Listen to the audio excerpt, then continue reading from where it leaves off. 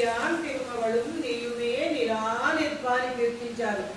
ఆళ్వారులు అనేటటువంటి వాళ్ళు ఏమిటి అంటే కలియుగంలో శ్రీమన్నారాయణుని యొక్క వైభవాన్ని లోకానికంతా కూడా తెలియజెప్పడం కోసం ఆ శ్రీమన్నారాయణుని యొక్క ఆభరణాలు ఆయుధాలు వీటి అంశతో అవతరించినటువంటి వాళ్ళు ఆళ్వారులు. ఆళ్వారు అంటే అర్థం ఏమిటి అంటే లోతు తెలిసిన వాడు అని అర్థము. ఏమి లోతు అంటే భక్తి లోతు తెలిసినటువంటి వాడు అని అర్థము. అటువంటి ఆళ్వార్లు ఆ పరమాత్మను సర్వకాల సర్వావస్థలలో దర్శించుకుంటూ ఆ వైభవాన్ని పాసురాలుగా, పాసురాలంటే పాటలు, తమిళంలో ఉన్నాయి అవి. తమిళంలో ఉన్నటువంటి ఆ పాసురాలను నారాయణ దివ్య ప్రబంధము అంటారు, ద్రావిడ వేదము అంటారు. సంస్కృత వేదం అని ఒకటి, ద్రావిడ వేదం అని ఒకటి, వేదము రెండు. తెలుగులో భాగవతం నన్నయ్య పోతన గారు చేశారు, భారతం కవిత్రయం వాళ్ళు నన్నయ్య తిక్కన ఎర్రన వాళ్ళు చేశారు, అవన్నీ పద్యాలు. అదే శ్లోకాలు అనేటటువంటివి ఏమిటి అంటే సంస్కృత భాషలో ఉన్నాయి.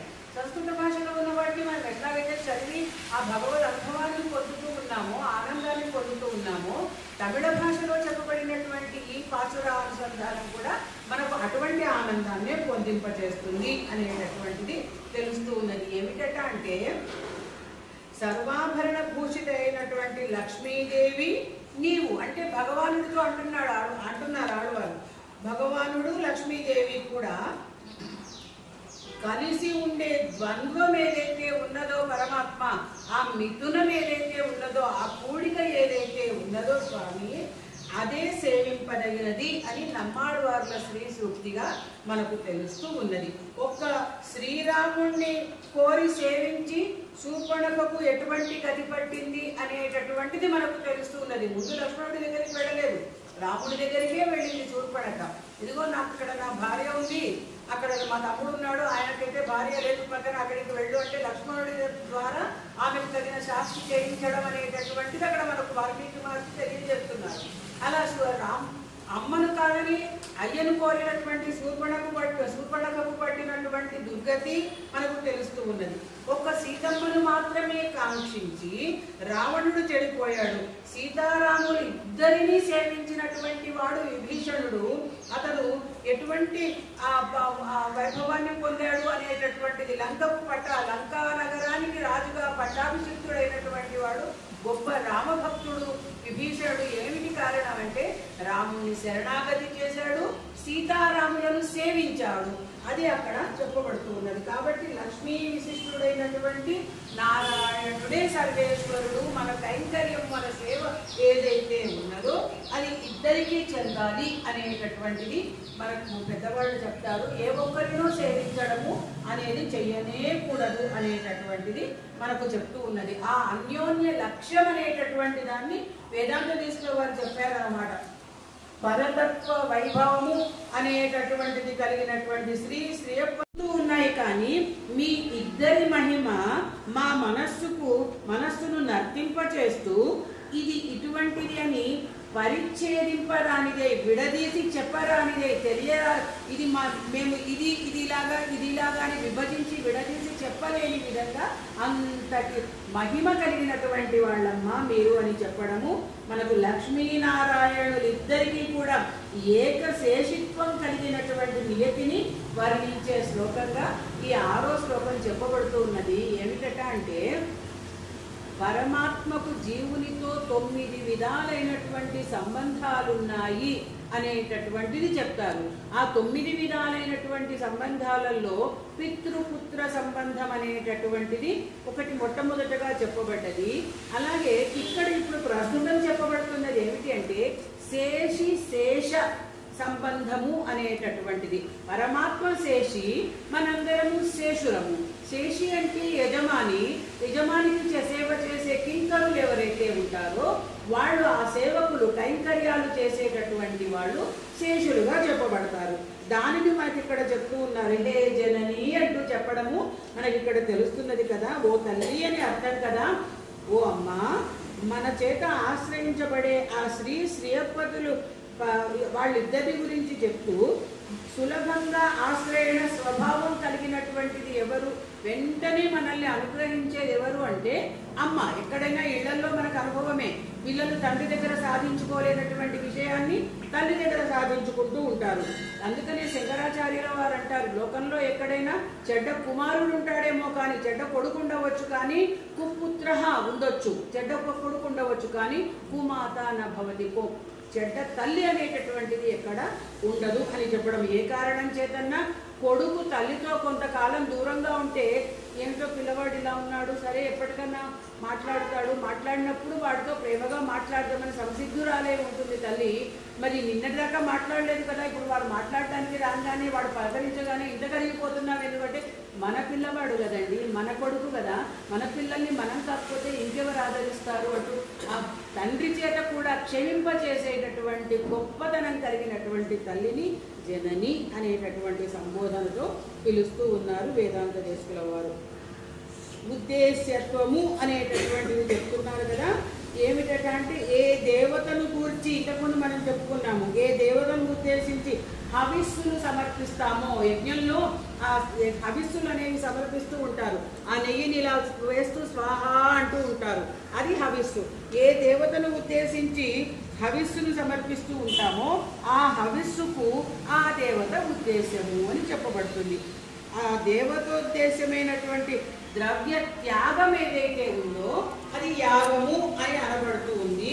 ఉద్దేశించబడినటువంటి దేవత యొక్క భావన ఏదైతే ఉందో, ఇప్పుడు సుదర్శన హోమాలు అనేటటువంటివి చేస్తూ ఉంటాము. అది ఎవరిని ఉద్దేశించి అంటే సుదర్శన భగవానుడిని ఉద్దేశించి చేస్తున్నటువంటి అది ఉద్దేశత్వము. ఆ యాగంలో సమర్పింపబడేటటువంటి ద్రవ్యం ఏదైతే ఉందో, హవిస్సు ఏదైతే ఉందో అది జీవాత్మగా కూడా భావించబడుతూ ఉంటుంది. హవిస్సుకు లక్ష్మీదేవితో కూడినటువంటి నారాయణుడే ఉద్దేశము. అంటే దివ్య దంపతులు ఇద్దరికీ కూడా ఉద్దేశ్యత్వము అనేటటువంటిది ఉన్నది అని చెప్పబడ్డది. మనం ఇంతకుముందు చెప్పుకున్నాము, యజమాని శేషిగా చెప్పబడతాడు అని. యజమానునికి సేవ చేసే వ్యక్తిని కింకరుడు అంటారు, సేవకుడు అని అంటారు. కింకరుడు చేసే పనికి కైంకర్యము అని పేరు. ఆ కైంకర్యం చేసే సేవకుడు శేషుడు అని పిలువబడతాడు. ఆ కైంకర్యాన్ని అవతరించే యజమానిని, ఆ కైంకర్యాన్ని స్వీకరించేటటువంటి యజమాని శేషి అని వ్యవహరించబడతాడు. శేషిగా ఉండే వ్యక్తి యొక్క భావమైతే ఏమిటి, ధర్మమైతే ఏమిటి, అవి రెండూ కూడా శేషిత్వము అని చెప్పబడతాయి. శేషభూతులమైనటువంటి మనం చేసే భగవత్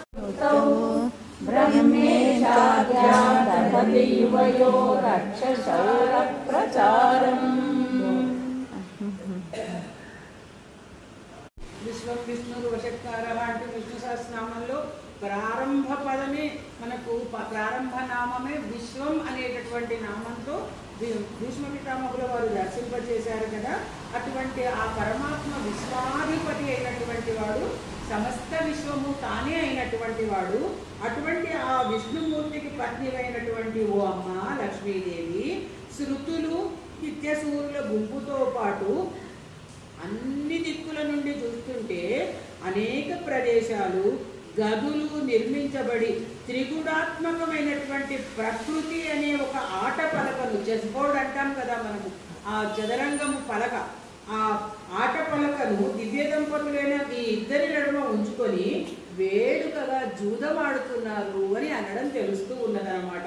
మీరు నిరంతరంగా ఆడే జూదమునందు బ్రహ్మేశానాది చేతనులు, పాచికలకు సంబంధించి ఆయా స్థానాలలో తిప్పబడే పావులుగా, కాయలుగా ఉపయోగించబడుతూ ఉన్నారు అని అనడం మనకు తెలుస్తూ ఉన్నది. మనకు ఇళ్లలో చెస్ బోర్డు ఒకటి, చదరంగం మనకు తెలుసు. పచ్చిస్ ఆడే వాళ్ళు అందరి ఇళ్లలో ఇప్పటికి కూడా ఉంటుంది. మన ఇళ్లలో ఎక్కడో ఎవరింట్లోనో ఇంకా పాత గుర్తులు ఉంటాయి. ఆ పచ్చిస్ పావులు అని ఆ 4 రకాలవి వేరు వేరు రంగులతో ఉండడము, ఆ గవ్వలు ఉండడము, ఇవన్నీ మనకు కూడా తెలుసు. ఆ ఆడేటప్పుడు ఇక్కడ వీళ్ళు ఆడేటటువంటి దీంట్లో పావులుగా ఎవరిని పెడుతున్నారు ఈ జూదంలో? ఇది జూదం అంటే ఏదన్నా కావచ్చు, ఆ పచ్చిస్ ఆడడం కావచ్చు, చదరంగం ఆడడం కావచ్చు. దీంట్లో ఆ జీవులందరూ కూడా పావులే. అలాగే చేతనులందరూ చేతనులే కాకుండా బ్రహ్మేశానాది దేవుళ్ళందరూ కూడా ఆ దేవతలందరూ కూడా పాచికలే అని చెప్పడము. శ్రీయప్పతులు ఇద్దరూ కూడా ఎలాగంటే ఐకరస్యంగా నిర్వహించేటటువంటి, ఐకమత్యంతో ఒక క్రీడగా నిర్వహించేటటువంటి విశ్వ సృష్టి ఆది లీల వారికి విలాసార్థమైనటువంటి ఒక క్రీడగా, వాళ్ళ వినోదం కోసం ఆడుకునేటటువంటి ఒక ఆటగా వేదాంత దేశకుల వారు ఈ శ్లోకంలో చమత్కరిస్తూ ఉన్నారు. విశ్వాధీశ ప్రణయిని అంటూ ముకుందం లక్ష్మీ పద్మా జగది తనయా విష్ణు పత్నిందీరతే యన్నాని శృతి పరిమాణంతో నావర్తంతే దురిత పవన ప్రేరితే జన్మచక్రే విషయానా త్వమేసి జగత సంశ్రయంతి ముకుందం లక్ష్మీ పద్మజలది తనయా విష్ణు పత్నిందీరతే యన్నాని శృతి పరిమాణంతో నావర్తంతే దురిత పవన ప్రేరితే జన్మచక్రే ఈశానా త్వమవసి జగత సంశ్రయంతి ముకుందం లక్ష్మీ పద్మా జలది తనయా విష్ణు పత్నిందీరతే యన్నాని శృతి పరిమాణంతో నావర్తంతే దురిత పవన ప్రేరితే జన్మచక్రే.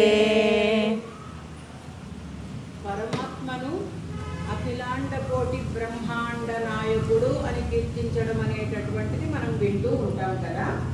ఇక్కడ వేదాంత దేశకుల వారు అంటున్నారు, అమ్మ ఓ లక్ష్మీదేవి ఐహిక ఆముష్మిక అనేటటువంటి వాటిని ఇచ్చేటటువంటి ఆ సర్వేశ్వరుణ్ణి ఆశ్రయించి నీవు అఖిలాండ కోటి బ్రహ్మాండ నాయకిగా ఉన్నావు అని అనడము తెలుస్తూ ఉన్నది. పరమాత్మ అఖిలాండ కోటి బ్రహ్మాండ నాయకుడైతే అమ్మను అఖిలాండ కోటి బ్రహ్మాండ నాయకిగా ఇక్కడ దర్శింపజేస్తూ ఉన్నారు. అమ్మ నామాలను చెప్తూ లక్ష్మి, పద్మ, జలధి తనయ, విష్ణు పత్ని, ఇందిర అని ఆ నామాలను చెప్తూ వేదాలకు మూలధనంగా ఉన్న నీ నామాలను సర్వదా జపించే వ్యక్తులు పాపరాశి అనే గాలిచే తిరుగుతున్నటువంటి జనన మరణ రూపమైన చక్రంలో పడి తిరుగరు అని చెప్తూ ఉన్నారంటే పునర్జన్మను పొందరు అని చెప్పడం అన్నమాట. మీకు ఇదిగో ఈ జన్మ పునరపి జననం పునరపి మరణం అంటూ ఆ భజగోవిందం స్తోత్రంలో వస్తుంది కదా, అలా కాకుండా మళ్ళీ జన్మించడం అనేటటువంటిది ఉండనే ఉండదు, ముక్తిని పొందుతారు అని చెప్పడము మనకు తెలుస్తూ ఉన్నది. ఇంతకు ముందటి శ్లోకంలో ఏమిటంటే బ్రహ్మేశాది చేతనులను జగచ్చక్రంలో నిమ్నోన్నత స్థానాలలో నియమించడం, ఆ చెస్సులో ఆ చదరంగంలో ఆయా స్థానాలలో నియమించడం అనేది చెప్పబడితే ఈ శ్లోకం ఏమిటంటే మోక్షప్రదత్వము ఏమిటి అనేటటువంటి దాన్ని మనకు తెలియజేస్తూ ఉన్నదన్నమాట. లోకేశ్వరి అయినటువంటి ప్రియ సహచరీ నైకమత్యోపపన్నా ప్రాదుర్భావైరపి సమతను ప్రాద్వమన్యీయసే త్వం దూరోక్షిప్తైరివ మధురతా దుర్ధరా.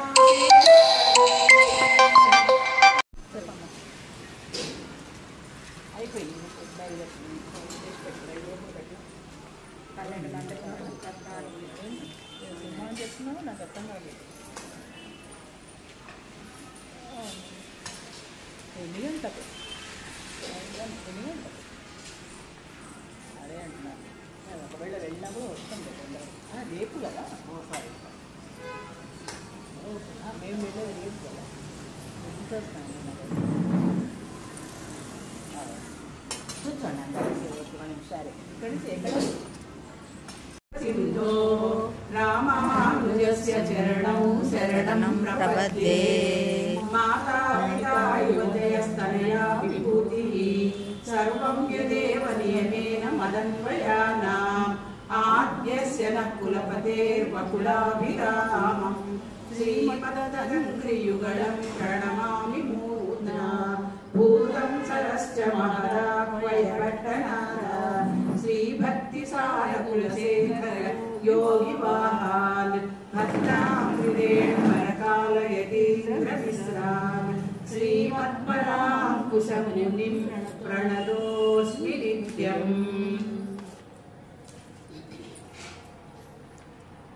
श्रीमान् वेङ्कटनाथार्यः कवितार्किककेसरी वेदान्ताचार्यवर्यो मे सन्निधत्तां सदा శ్రీస్తుతిలోని 11వ శ్లోకం నుంచి 15 వరకు ఈ రోజున మనం చెప్పుకోవాలి. 10 శ్లోకాల వరకు మనం చెప్పుకున్నాము. మీరందరూ బాగా చదువుతున్నారు, అది నాకు ఆనందం. చక్కగా కూర్చుని వాటిని సాధన చేస్తున్నారు. ఆ ప్రాక్టీస్ ఏదైతే ఉందో అవన్నీ కంటతా వచ్చేటట్టు చేస్తాయి కాబట్టి చాలా బాగున్నాను. తతమఖిలం వాంమయం యద్విభూతిః యద్భ్రూభంగాత్ కుసుమధనుషః కింకరో మేరుధన్వా యస్యాం నిత్యం నయనశతకైరేకలక్ష్యో మహేంద్రః పద్మే తాసాం పరిణతరసౌ భావలేశైస్త్వదీయైః సంసారం వితతమఖిలం వాగ్మయం యద్విభూతి యద్రూతం వర్ణించడం అనేది ఈ 12వ శ్లోకం మనకు తెలియజేస్తూ ఉన్నదన్నమాట. దేశకుల వారు అంటున్నారు, అమ్మ లక్ష్మీదేవి ప్రపంచమందు అంతటా కూడా విస్తరించి ఉన్న వాంగ్మయం ఉంది కదా, సమస్త వాంగ్మయము సరస్వతి కటాక్షము అనేటటువంటి దాన్ని మనం వింటుంటాము. విద్యాదేవి, విద్యలకు ఆదిదేవత సరస్వతీదేవి అని. అలాగే ఇక్కడేం చెప్తున్నారంటే ప్రపంచంలో అంతటా విస్తరించినటువంటి సమస్త వాంగ్మయము ఏ సరస్వతీదేవి యొక్క సంపదగా చెప్పబడుతూ ఉన్నదో అదేవిధంగా మనకు పార్వతీదేవిని చెప్పుకుంటూ ఉంటాము. లక్ష్మీనారాయణులు అన్నట్టుగానే శివపార్వతులు అనేది, అలాగే సరస్వతి బ్రహ్మలు అనేటటువంటిది వాళ్ళ ఇలా ముగ్గురిని చెప్పుకుంటాము. అలా చెప్పుకునేటప్పుడు పరమశివుడు ఏ పార్వతీదేవి యొక్క భ్రూభంగం వలన, భ్రూభంగము అనేటటువంటిది మనం చెప్పుకున్నాము, కనుబొమ్మల కదలిక అనేటటువంటిది. ఏ పార్వతి యొక్క భ్రూభంగం వల్ల మన్మధునికి వసుడైనాడు. కుమార సంభవం సమయంలో అంతకు ముందు దక్ష ప్రజాపతి కుమార్తెగా ఉన్నటువంటి ఆమెనే, ఆ దాక్షాయణియే మరు జన్మలో హిమవత్ పుత్రిక అయినటువంటి పార్వతీదేవిగా రావడము, తపస్సులో ఉన్నటువంటి ఆ పరమశివుణ్ణి ఆమె ప్రతిరోజు పూజించడము, ఇవన్నీ ఉపచారాలన్నీ చేస్తున్నటువంటి సమయంలో ఆమె భ్రూభంగము చేత చెప్పాడు మన్మధుడు, నువ్వు ఇంత కష్టపడి ఇన్ని సేవలు ఎందుకు చేస్తున్నావమ్మా, ఒక్క బాణం ఇలా వేశానంటే అతను నీ వైపు తిరుగుతాడు అంటూ చెప్తే, అదేమిటి పరమశివుడి గురించి అంత తక్కువ చేసి మాట్లాడతావు మన్మధ, ఇది తప్పు కదా అంటే, ఏం తప్పు కాదమ్మా అంటే, అప్పుడు ఆ మన్మధుడు వేసినటువంటి బాణము చేత కళ్ళు తెరిచి చూసి ఒక్కసారి పార్వతి వైపు చూసి మోహాన్ని పొందిన శివుడు, ఇదేమిటి ఇంత తప్ప సాధనలో ఉన్న నేను ఇలా ఎలా చేశాను అని అనుకుంటే దీనికి కారణం మన్మధుడు అని ఆ 3వ కన్ను తెరిచి మన్మధుడిని దహించడం అనేటటువంటి కథ, గిరిజా కళ్యాణం అనే కథ మనకు దర్శింపచేస్తుంది కదా. సరే, ఆ తర్వాత రతీదేవి ప్రార్థించడము, పార్వతీదేవి ప్రార్థించడము, దేవతలందరూ ప్రార్థించడము, శివుడు ప్రసన్నం కావడము, లక్ష్మీ రతీదేవికి మాత్రము ఆ మన్మధుడు తన స్వస్వరూపంతో కనిపిస్తాడు, మిగిలిన వారికి అనంగుడుగా కనిపిస్తాడు అనే వరం కూడా ఇవ్వడం అనేది మనకు ఒక కథ తెలియజేస్తూ ఉన్నది. ఇటువంటి ఐతిహ్యాలు మనకు పురాణాలన్నీ చక్కగా తెలియజేస్తూ ఉన్నాయి. అయితే అలాగే దేవరాజు ఇంద్రుని గురించి చెప్పేటప్పుడు, దేవరాజు అయిన ఇంద్రుడు ఏ శచీదేవి యందు 1000 కన్నులతో ఏకలక్ష్యం కలవాడో, 1000 కన్నుల ఉత్పత్తి స్థానమైనటువంటి క్షీరసాగరం నుంచి లక్ష్మీదేవి ఉద్భవించడం అనేటటువంటిది మనం క్షీరాబ్ది కన్యక అనేటటువంటి నామంగా ఇంతకుముందు చెప్పుకున్నాము. అలా ఆ క్షీరసాగరంలో నుంచి ఉద్భవించినటువంటి ఆ తల్లి ఉపేంద్రుని ఎదుట, శ్రీ మహావిష్ణువు ఎదుట పద్మరూపంగా ఉన్నటువంటి సింహాసనంలో కూర్చొని ఉన్నటువంటి తల్లిగా చెప్తూ ఇటువంటి వైభవం కలిగినటువంటి ఓ లక్ష్మీదేవి అని చెప్తూ నిన్ను పుష్కలావర్తక మేఘాలు అని మేఘాలలో ఒక సమూహానికి పేరు. అటువంటి మేఘాలు పుష్పవృష్టి చేత పూలవాన కురిపించడం చేత లోకాలన్నీ కూడా ఆచ్ఛాదింపబడే విధంగా అభిషేకించబడ్డాయి. లోకమంతా కూడా చూసి ఆనందించే విధంగా ఆ పూలవానలు లోకమంతా తడిసేటట్లుగా నిన్ను అభిషేకించాయి అని చెప్పడం. వెంటనే భద్రగజాలు ఏం చేశాయంటే స్వర్ణ కలశాలతో నీకు అభిషేకం చేశాయి అని చెప్పడము మనకు తెలుస్తుంది. ఎక్కడన్నా లక్ష్మీదేవి పటాన్ని మనం ఒకసారి ఇంట్లో ఉన్నదాన్ని కానీ ఎక్కడన్నా దేవాలయాలలో కానీ చూసిన దాన్ని ఒకసారి స్మరించుకుంటే అమ్మ కమలాలయగా చెప్పబడుతుంది. కమలంలో కూర్చుని ఉంటుంది. ఆ కమలమే సింహాసనంగా కలిగినటువంటి తల్లి. మనం చెప్పుకున్నాము అటువంటి తల్లిని ఎవరికి పట్టపు దేవి అనే దాన్ని మనం ఒకటో రోజే చెప్పుకున్నట్టున్నాము. హరికిన్ పట్టపు దేవి పుణ్యముల ప్రోవర్ధంబు పెన్నిక్క చందురి తోబుట్టువు తామరలందుండేది ముద్దరాలు అని చెప్పుకున్నాము. తామర పువ్వులలో ఉండేటటువంటి ఆ ముగ్ధ అయినటువంటి తల్లి ఆమె అని చెప్పుకున్నాం కదా. అటువంటి అలా కూర్చున్న లక్ష్మీదేవికి రెండు వైపులా కూడా 2 గజాలు తొండాలతో కలశాలను ఎత్తి ఇలా అభిషేకం చేస్తున్నట్లుగా ఉండడం అనేటటువంటిది గజలక్ష్మిగా మనం ఇక్కడ అష్టలక్ష్మి దేవాలయంలో కూడా సేవించుకుంటూ ఉంటాము. అటువంటి ఆ తల్లిని మనకు దర్శింపచేస్తూ ఆ తల్లి యొక్క ఆవిర్భావం అనేటటువంటి దాన్ని, అభిషేకం అనేటటువంటి దాన్ని, ఎలాంటి పట్టాభిషేక వైభవం అనేటటువంటి దాన్ని మనకి ఇక్కడ శ్లోకంలో వేదాంత దేశకుల వారు దర్శింపజేస్తున్నారు. ఈ సందర్భంగా విష్ణు పురాణంలో చెప్పినటువంటి ఒక శ్లోకాన్ని మనం చెప్పుకుందాం. ఎలాగట అంటే లక్ష్మీదేవి ఆవిర్భవించింది. ఆవిర్భవించడము అనేటప్పటికీ ఆ లక్ష్మీదేవి క్షీరసాగరంలో నుంచి రావడం అనేది జరుగుతుంది. ఆ క్షీరసాగరంలో నుంచి అనేకమైనటువంటివి రావడం కూడా, కామధేను వచ్చింది, మరి ఐరావతం వచ్చింది, అప్సరసలు వచ్చారు, అమృతం రావడం, ఇవన్నీ కూడా వరుసగా వచ్చాయి. ఆ తర్వాత ధన్వంతరి అమృత కలశంతో లక్ష్మీదేవి కన్నా ముందు ధన్వంతరి రావడం జరిగితే వెనక నుంచి లక్ష్మీదేవి రావడం జరిగింది. అక్కడ ఆ లక్ష్మీదేవి అలా ఉద్భవిస్తే ఉత్థితాం అనేటటువంటి పదము అంభోరాసే అధిగత సుధా సంప్లవానాం ఉత్థితాం అన్నారు కదా. ఉత్థితాం అనేటటువంటి పదం ఏదైతే రత్నముగా చెప్పబడుతుంది, ఆ పురాణ శ్రీ సూక్తిగా మనము అమ్మ లక్ష్మీదేవి యొక్క అభిషేక వైభవం అనేటటువంటి దాన్ని వేదాంత దేశకులు అందించినటువంటి శ్లోకము ద్వారా తెలుసుకోగలిగాము. ఇప్పుడు ఇక 14వ శ్లోకాన్ని చెప్పుకుందాం.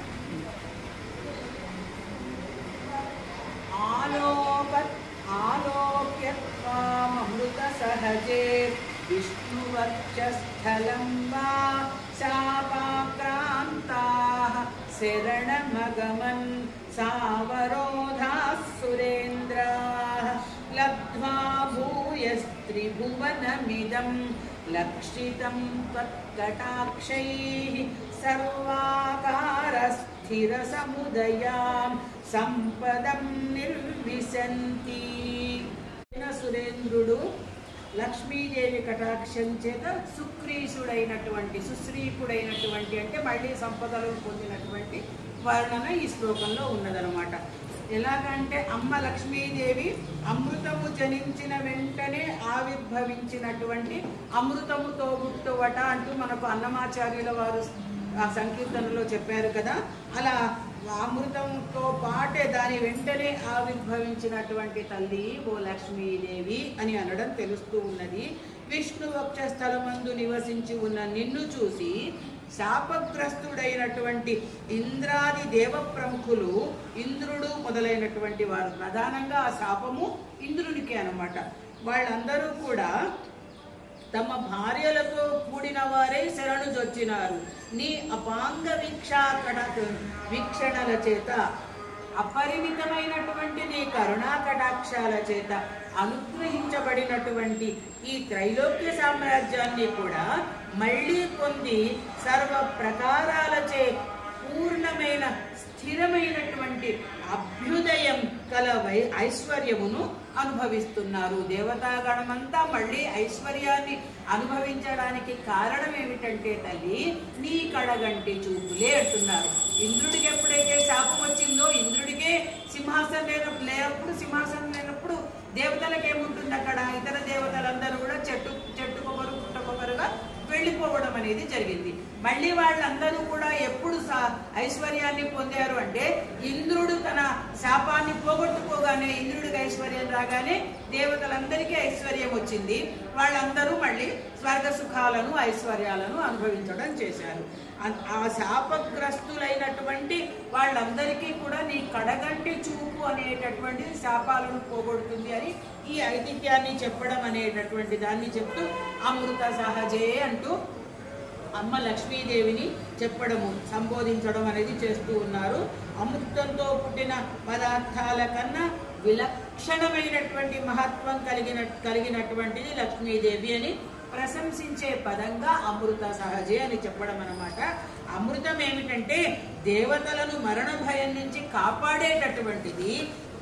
అలాగే దానితో ఆవిర్భవించిన లక్ష్మీదేవి అమరులకు సకలమైనటువంటి సంపదలను ఇచ్చి రక్షించేది అనేటటువంటి భావాన్ని ప్రకటించేటటువంటి సంబోధనగా అమృత సహజే అని చెప్పబడుతూ ఉన్నది. పారిజాత సుమమాలతో సన్మానించినప్పుడు ఇంద్రుడు ఐరావతం మీద కూర్చుని ఉన్నాడు. అలా కూర్చుని ఉన్నప్పుడు దుర్వాస మహర్షి ఏం చేశాడంటే తనకు ధరింపచేసినటువంటి మాలను పెద్దవాళ్ల శేషమాలను చేత తమకన్నా చిన్నవాళ్లను సన్మానించడం అనేటటువంటిది చేస్తూ ఉంటారు. ఆ విధంగా ఇంద్రుడికి తన మెడలో ఉన్నటువంటి ఈ మాలను, పారిజాత సుమమాలను ఎంతో గౌరవంతో ఎంతో అభిమానంతో దుర్వాస మహర్షి ఇచ్చినప్పుడు ఏం చేశాడంటే ఆయన అనుగ్రహించిన మాలను స్వీకరించి దేవేంద్రుడు తాను ఓసారి ఇలా కళ్ళకు అద్దుకున్నట్టు చేసి తాను అధిష్ఠించినటువంటి ఆ ఐరావతం యొక్క తల మీద వేసేశాడు.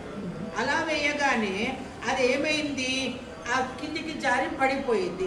ఆ మహల ప్రభావం అనేటటువంటిది తెలియక అలా జారి పడుతున్నటువంటి ఆ దాన్ని ఆ ఐరావతం ఏం చేసింది? తొండంతో లాగి తన కాళ్ళ కింద వేసి తొక్కేసింది. అలా తొక్కగానే దేవరాజు చేసినటువంటి ఈ అపరాధానికి దుర్వాస మహర్షి చాలా కోపం తెచ్చుకున్నాడు. నా వంటి మహర్షి ఎంతో ఆదరంతో నీకు ఈ పులమాలనిస్తే నీ ఐరావతం చేత తొక్కిస్తావా దాన్ని అంటూ తస్మాత్ ప్రణష్ట లక్ష్మీకం అంటూ త్రైలోక్యంతే భవిష్యతి అంటూ మర్యాదను అతిక్రమించడం అనేటటువంటిది చేసినందువల్ల ఈ నీ యొక్క మూడు లోకాల ఐశ్వర్యం కూడా భ్రష్టమైపోవుగాక అని మహర్షి ఇంద్రుణ్ణి శపించడం అనేటటువంటిది చేశాడు.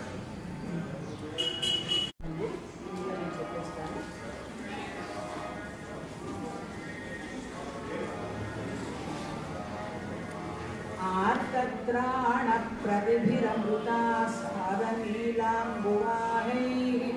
అంభోజానాముషసి నిశతామంతరంగైరపాంగైః యస్యాం దిశి హరతే దేవి దృష్టిస్త్వదీయా తస్యామహమహమికాం తంగతే సంపదోగా. తొలగిపోయి సకలమైనటువంటి సంపదలు మనకు ప్రాప్తిస్తాయి అనేటటువంటి వర్ణన ఈ 15వ శ్లోకంలో కేసుకుల వారు చేస్తూ ఉన్నారు.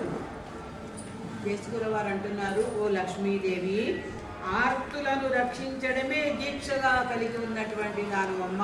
ఆర్తితో నిన్ను ప్రార్థించే వాళ్ళను రక్షించాలనేటటువంటి దీక్ష కలిగి ఉన్న అమృతాన్ని వర్షించేటటువంటి నీల మేఘాలను పోలి ఉన్నటువంటి ఉషకాలంలో వికసించే తామర పూలకు సన్నిహితాలైన కటాక్షాలతో నీ చూపు ఎటువైపు అయితే ప్రసరిస్తుందో అలా ఆ ప్రసరించే ఉంచినటువంటి నీ దృష్టి ఎటువైపు విహరిస్తుందో ఆ చోట సంపద పెట్టి బొట్టు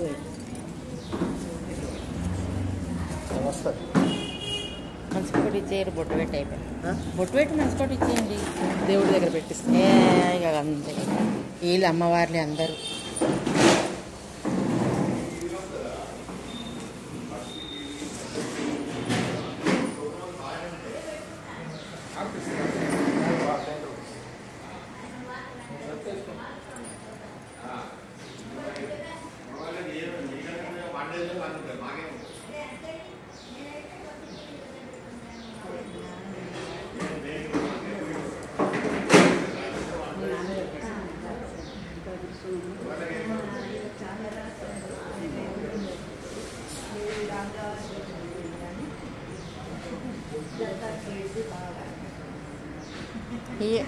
మాధవి అందరికి ఇస్తా. తీయండి. ఏంది ఏమి ఇస్తారు? ఫోటో తీయలే. బుక్స్లు ఇస్తా, కూర్చోండి.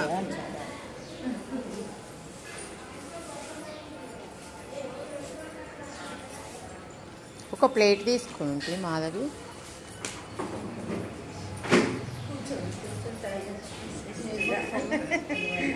ఇట్లానే ఇస్తా. అది ఎట్లా చూస్తా? ఇద్దరు తీయు వీడియో.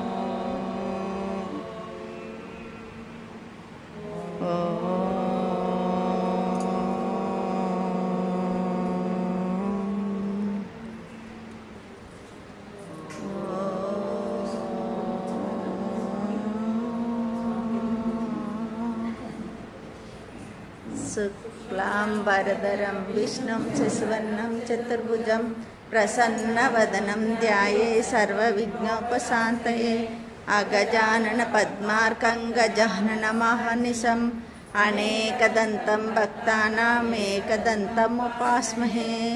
గురుబ్రహ్మా గురుర్విష్ణు గురుర్దేవో మహేశ్వర గురు సాక్షాత్ పరబ్రహ్మ తస్మై శ్రీ గురవే నమః.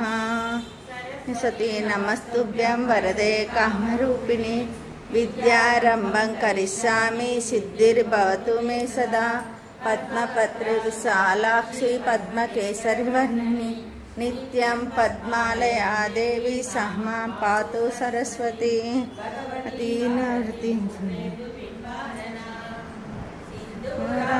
విగ్రహం త్రినయనం మాణిక్యమౌళి స్ఫురతారనాయకం శేఖరం స్మితముక్తిమాపినావక్షోర్హం పాణిభ్యం మలిపూర్ణరత్నశస్కం అనుసహస్రాభ చతుర్బాహు సమన్విత రాగస్వరూప పాషాఢ్య క్రోధాకారోక్షోజ్వల మనోరూపేక్షు కోదండ పంచతన్మాత్ర సాయక నిజారుణ ప్రభాపూర మద్బ్రహ్మాండ మండల చంపక శోక పున్న